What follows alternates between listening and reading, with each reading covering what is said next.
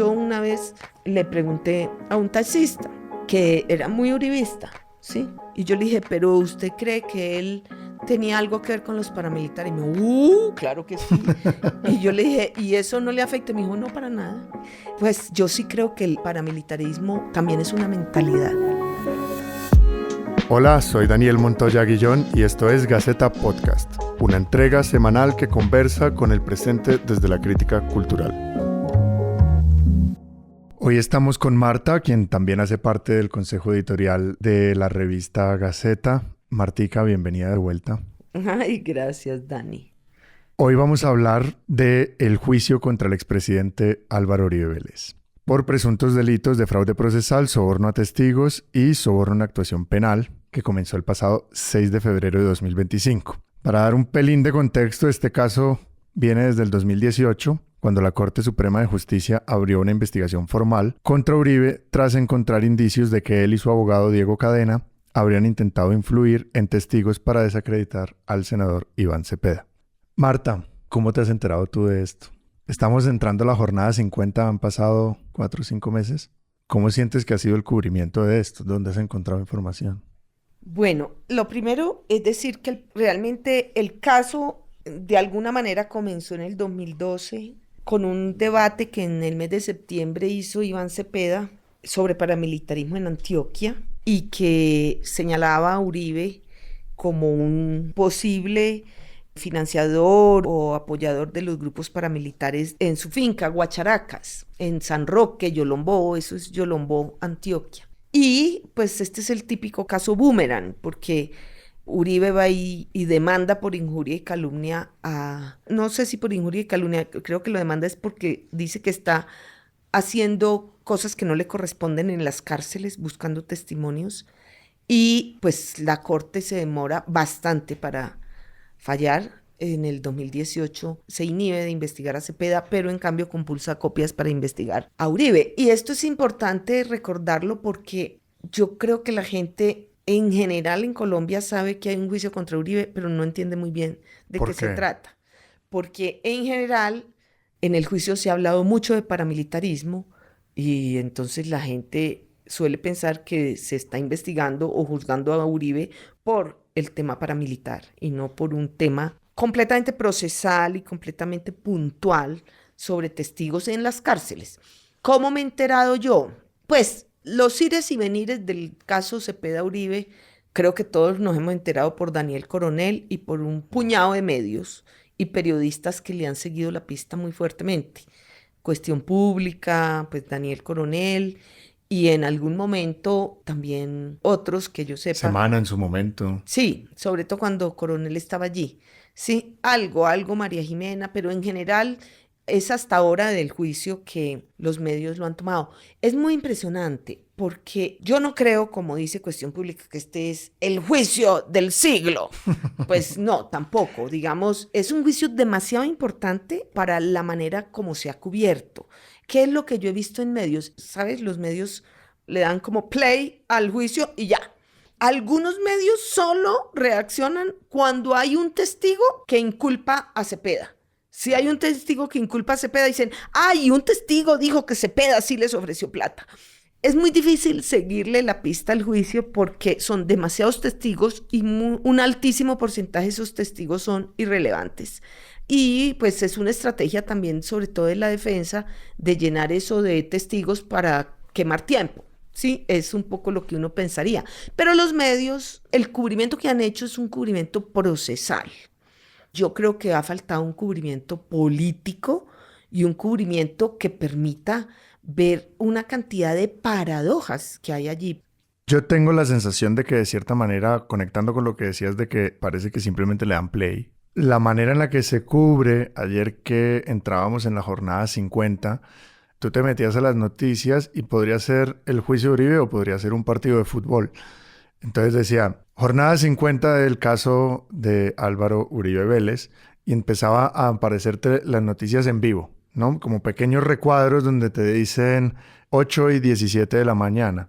El abogado de Uribe llama a tal testigo. 8:19, estos son los comentarios, pero no hay ningún tipo de contexto, no hay ningún tipo de análisis. Entonces, yo creo que es una falla, como tú bien dices, del periodismo político y del periodismo judicial y del periodismo en general, porque yo tengo la sensación, y esto es una pregunta, ¿cómo le podemos dar contexto a esto para entenderlo mejor? Lo que yo siento de los medios es que los medios siempre tienen cierto temor de meterse con Uribe. Y eso de dar play y dejar que simplemente corran las horas y las horas, Sí. me parece que es una estrategia de decir, ah, sí, sí, lo tocamos, pero en realidad no lo estamos tocando porque hay gente que lo ve. Tengo una tía que lo ve todo, ¿sí? Y ese es su plan hace 2 meses, es ver todo el juicio. Y yo creo que hay muchas tías que lo ven y mucha gente, pero la pregunta es si la gente es capaz de llevar el hilo, ¿sabes? Cuando tú haces un reality, en el reality hay un moderador que va como editando, contando, va resumiendo. Esto tiene cero, digamos, curaduría, cero construcción dramatúrgica. Entonces, es dejar que eso corra como para que nadie entienda. ¿Sí me entiendes?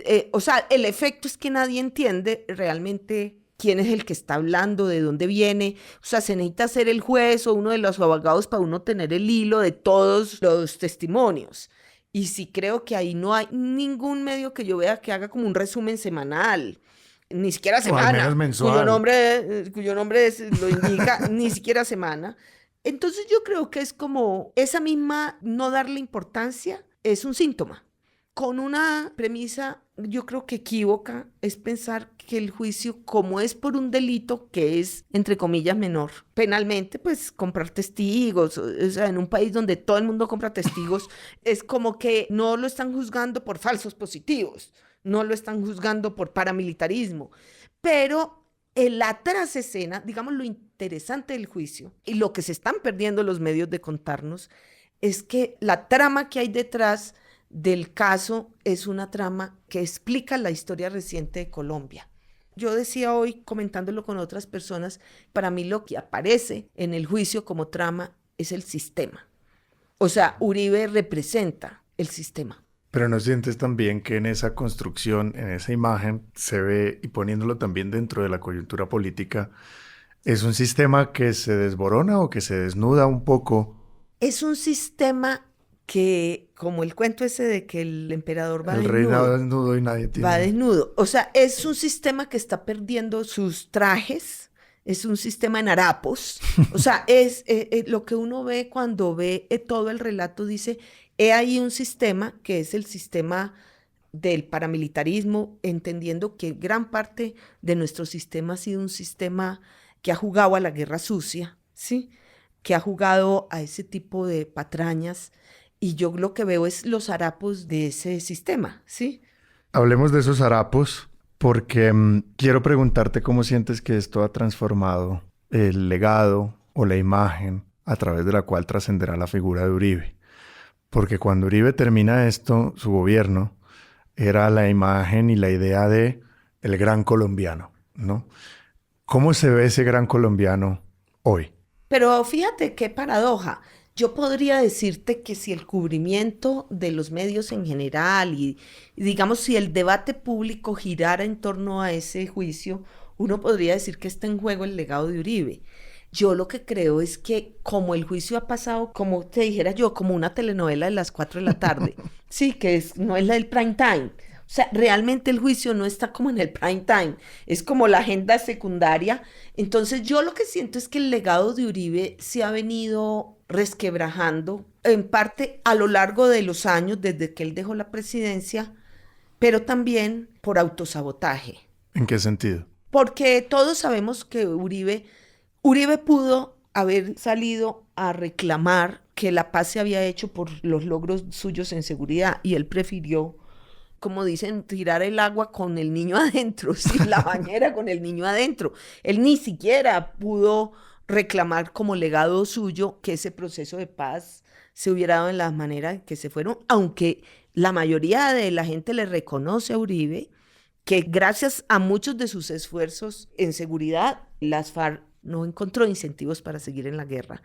Y lo segundo que yo creo es que los falsos positivos ya fueron el comienzo de un resquebrajamiento de ese legado. Entonces, si tú pones a dialogar este juicio con lo que ocurre todos los días en la JEP, que los medios tampoco nos cuentan, ¿sí? Tú empiezas a tener un problema con el legado de Uribe.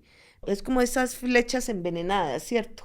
Es lo paradójico. Es por la seguridad de Uribe que logramos una negociación, pero es ese mismo modelo de seguridad el que ya no queremos. Queremos una seguridad que respete la vida y pues que no tenga que andar contratando grupos paramilitares. Por eso digo los harapos, es como se empieza a desnudar qué hay detrás de los grandes triunfos militares. Detrás de la guerra siempre hay miserias, siempre. O sea, no existe nadie. Yo siempre digo, en la guerra colombiana ni en ninguna guerra hay héroes. El heroísmo en la guerra es imposible. La guerra está llena de miserias. Y este es el caso. Entonces, en Uribe uno ve un hombre de la política que siempre ha jugado, como muchos de los políticos colombianos, Uribe no es una excepción, les encanta jugar con candela. Sí, ¿me entiendes? En Colombia nos encanta jugar con candela y yo creo que Uribe, por eso para mí hoy, ese juicio representa el juicio a un sistema, a una concepción. Si vamos al origen del caso es Guacharacas, es el paramilitarismo, pero es también la manera como se ganan los juicios, la manera como se manipula. O sea, todo lo que revela el juicio es un gran poder de manipulación, ¿sí?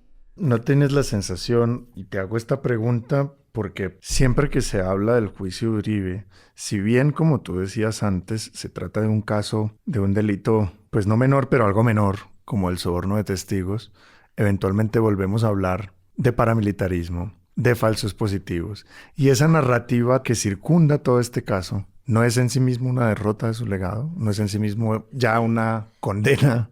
No sé si es una derrota, lo que creo es una prueba ácida, es decir, es un juicio que pela el cobre. Porque es que, claro, no es que sea un delito menor, lo digo, es que si lo comparas con masacres, con matar Sí, a alguien, o sea, él no está siendo juzgado, aunque el trama de estos delitos vienen de una sucesión de actos que terminan en una matanza de gente, o que empiezan en una matanza de gente y que es encubriendo cómo vamos llegando a esto, o es una historia que se entrelaza entre violencia y mentira, lo cual es muy interesante, porque es que esa violencia necesita mentira, necesita encubrimiento, necesita trampa, necesita una cantidad de cosas para que parezca honrosa. Y yo lo que siento es que se están cayendo las mentiras. Entonces, si eso afecta el legado, yo no sé, porque es que yo creo que Uribe es un hombre muy complejo y yo creo que el juicio por lo menos muestra una realidad y desnuda unos engaños y desnuda unas mentiras, pero lo que yo sí creo es la vida política de este país gira en torno a dos personajes, Uribe y Petro, ¿sí? o por Quienes lo menos a aman a dos mentes Uribe, quienes políticas. odian a Uribe, quienes aman a Petro, quienes odian a Petro. Entonces, yo no estoy tan segura que el juicio vaya a cambiar eso. Creo que si lo condenan, va a salir como una víctima de la injusticia, o sea, se va a vender como una víctima de la injusticia. Si lo exoneran, pues con mayor razón, ¿cierto? Y si ni lo uno ni lo otro, sino que la Que es lo más justicia probable. llega a decir no tengo elementos para decir si usted es culpable o inocente, es una derrota para el país y es una continuidad del sistema. O sea, volvemos a decir, ganó el sistema. ¿Sí me entiendes? Y gana él, porque él es el sistema. Sí, yo podría haberte dicho hace unos meses, uy, sí, no, queda muy desprestigiado después de esto, pero es que después de ver a Trump, ya no, ya tengo dudas de realmente si estas cosas hacen la mella o no, y sobre todo, para empatarlo con lo que empezamos, por el cubrimiento, Sí. porque se ha hecho todo el esfuerzo para que esto parezca una pendejada, como una cosa entre dos tipos que no se quieren, y es como un matoneo entre dos y no como una cosa de Estado. Yo sí creo que hay como una agenda, pero pues no creo que sea tampoco una conspiración, sino que la agenda mediática en Colombia es una agenda completamente previsible, es una agenda que nadie se sale de la... Tú prendes la radio y puedes oír cualquier emisora porque toda te va a contar la misma historia. Todas te van a contar lo mismo, nadie va a hacer la diferencia. O sea, perdóname, la radio es así.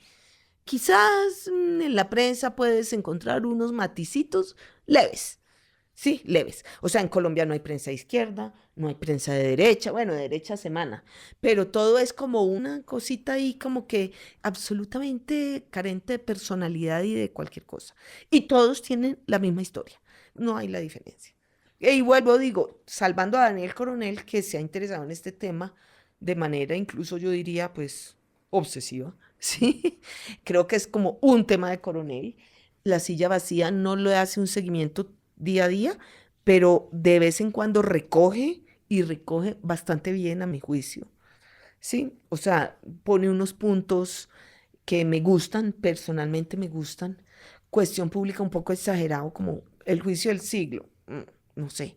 O sea, estoy como quisiera que fuera el juicio del siglo, pero para eso tendríamos que hablar, en ese juicio habría que hablar de unos cuantos temitas más. Sí. Quisiera preguntarte qué te gustaría encontrar en esos medios que no encuentras. Es decir, qué tipo de información es la que estás buscando dentro del juicio de Uribe que no aparece. Los motivos. Yo cada que veo, o sea, yo tengo mis jornadas que me siento a oírlo y yo digo, yo veo yo digo, esta gente que está aquí, ¿qué motivos tiene para involucrarse en todo esto? La historia de la cárcel. Ujú. Yo creo que los periodistas todos sabemos que la cárcel es un universo de tráfico de cuanta cosa y trafican armas, trafican drogas, no van a traficar testimonios. O sea, por ejemplo, yo no he podido encontrar unas buenas lecturas de qué es lo que hace que estos muchachos desmovilizados, ese muchacho Sierra o el Monsalve, ¿qué los mueve? El deseo de justicia, el deseo... Lo otro que siento es que hay como unas especies de reflexiones que son como unas cosas que me parecen como de perogrullo. Entonces, por ejemplo, ¿qué es que Monsalve quería beneficios? Pues claro que quería beneficios. O sea, ¿quién que está condenado a 40 años no está buscando un beneficio para salir? O sea, son cosas como tontas, es como una escandalitis absurda. Me parece como que falta abordar a los seres humanos. Ese es el problema central que yo veo.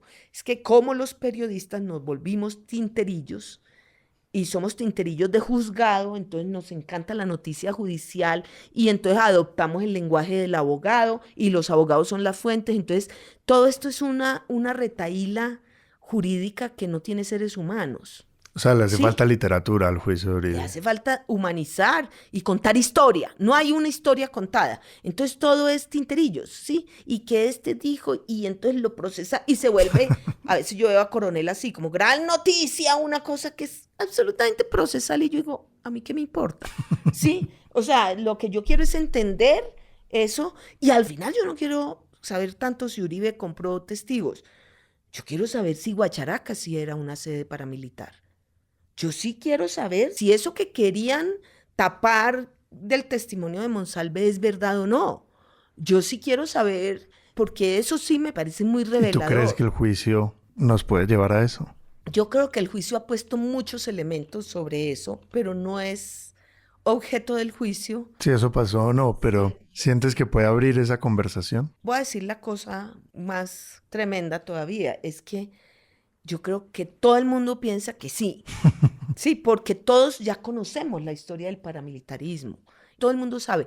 Lo que pasa es que son esas verdades que lo que todo el mundo quiere, el hecho consumado. Es decir, es distinto saberlo. Una Sí. cosa es creerlo, tener la convicción de que eso muy probablemente fue así. Sí, con anuencia o sin anuencia de los Uribe, eso no lo sabemos, ¿cierto? Porque también es cierto que ha habido, es verdad, esas fincas cambian de manos y también es verdad que los paras se podían meter en una finca sin permiso del dueño, eso pasó mucho también, ¿cierto? Pero digamos, la gran pregunta que le importa a este país es si los paramilitares han sido un proyecto completamente financiado, aceptado, promovido por nuestros prohombres más importantes del país. Eso para mí es el tema, ¿sí? Y si eso lleva a comprar unos testigos para que no digan, para que no hablen del tema o para que cambien su versión. Pero lo que a mí me parece que este país tendría que estar estremecido, porque Colombia se compró una narrativa y es que los paras son una otra cosa. Sí, que los paras son unos señores que surgieron. Una excepción. No, son un ejército. Castaño fue muy exitoso en construir la narrativa, que ellos eran un tercer actor. Sí. Y no que ellos son parte como lo dijimos en la Comisión de la Verdad, de un entramado que involucra a políticos, a sectores económicos, a sectores de la sociedad que usaron ese aparato de muerte que eran los paramilitares para resolver no solo sus problemas de seguridad, todo. O sea, porque usaron a los paramilitares para quitarse a los adversarios, para quitarse las deudas, para quitarse a la gente que le incomodaba. O sea, es un mercado de la muerte. Así como hay un mercado de los testimonios, hay un mercado de la muerte detrás de todo esto. Entonces, yo digo que ese es el tema que yo creo que es importante.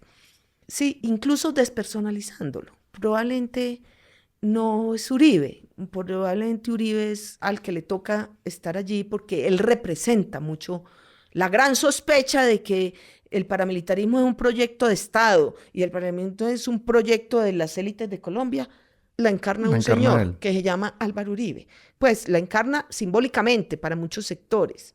No es que él sea demostrado como que eso sea así, pero digamos, él es leído. Cuando alguien dice el vínculo de los políticos con los paramilitares, a la mitad de la gente le viene Uribe. En eso sí el legado de Uribe puede ser lo que tú dices, yo creo que Uribe nunca se va a quitar ese San Benito, ¿sí?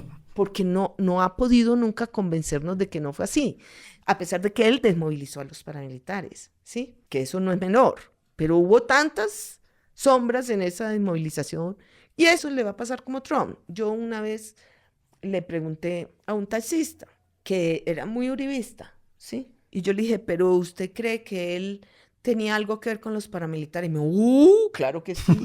Y yo le dije, ¿y eso no le afecta? Me dijo, no, para nada.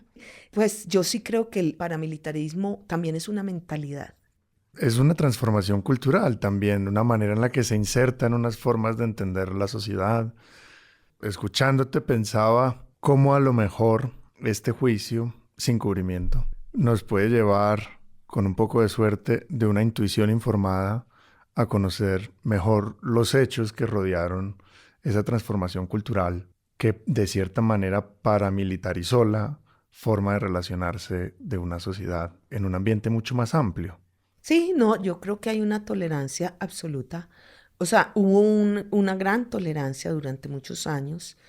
Eso es muy interesante porque es el tiempo y lo que ha pasado en este tiempo. Estamos hablando de 20 años desde que se desmovilizaron las AUC y 25 años desde que estábamos en el auge. Entonces, eso es lo que te permite mirar atrás y decir, hombre, esto realmente cómo era. Cuando estábamos allá, en el año 2000, que es el pico de los picos del paramilitarismo, el año 2000, no, para que el señor Andrés Pastrana no duerma tranquilo, porque es que todos piensan que es que el pico fue con Uribe. No, el pico fue con Pastrana, ¿sí? Y entonces, ahí, en ese momento, la frase que se instaló en la sociedad es un mal necesario, lo cual yo creo que era una cosa absolutamente falsa, porque eso no era un mal necesario. Y voy a decirte algo más, eso no derrotó a las guerrillas. A las guerrillas las ha derrotado el Estado, haciendo la guerra, digamos, formalmente. ¿Sabe a quién derrotaron los grupos paramilitares? A los campesinos de este país. Los derrotados por los paramilitares son los campesinos de este país que les quitaron todo, empezando por la vida y pasando por la tierra. Sí, esos son los grandes derrotados. Y esa fue la guerra que hicieron los paramilitares, una guerra contra los campesinos de Colombia. Entonces, esa lectura que es que la guerrilla nos tenía acosados y tocaba traer a los paras, eso es mentira, porque los paras en toda parte hicieron exactamente lo mismo que la guerrilla, secuestrar, extorsionar, y por eso te digo, es un gran engaño, no era para resolver el problema de las guerrillas. Los paramilitares le sirvieron a esas élites para acumular más poder, despojando a los llevados. Bueno, pero eso no hace parte de ese podcast. Ya hizo parte. Bueno. Martica, muchísimas gracias. Bueno, a ti. Gracias por quedarte hasta el final. Yo soy Heidi Correa. Y yo, Giancarlo Vega. Somos los productores de Gaceta Sonora, el estudio de la revista Gaceta en el Centro Nacional de las Artes Delia Zapata. Encuentra más voces, textos y episodios en gaceta.co. Síguenos en redes sociales como @Gaceta Revista. Hasta la próxima.